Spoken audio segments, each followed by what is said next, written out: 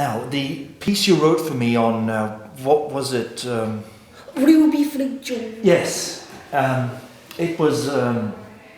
Crap? No. The thing is, it was an appreciation, a descriptive piece. What you need to learn is criticism. What's the difference? Well, you must try to remember the criticism is purely objective. It should be approached almost as a science. It must be supported in reference to with established literary critique.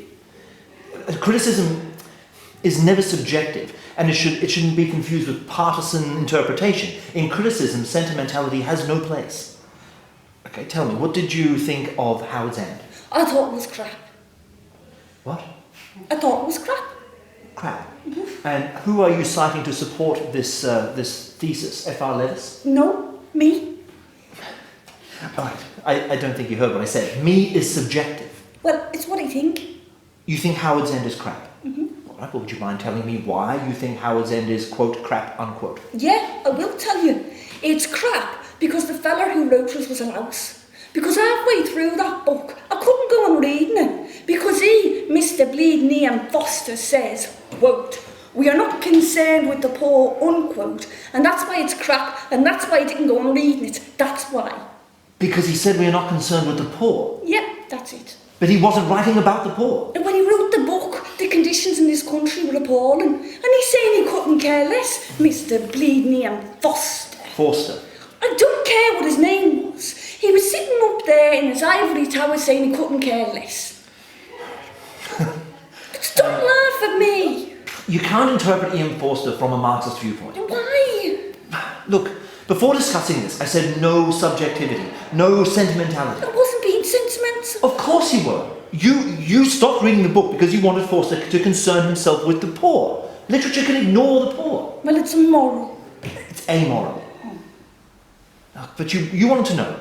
You see what sort of mark you'd get if you approached Forster in this way during an examination. What sort?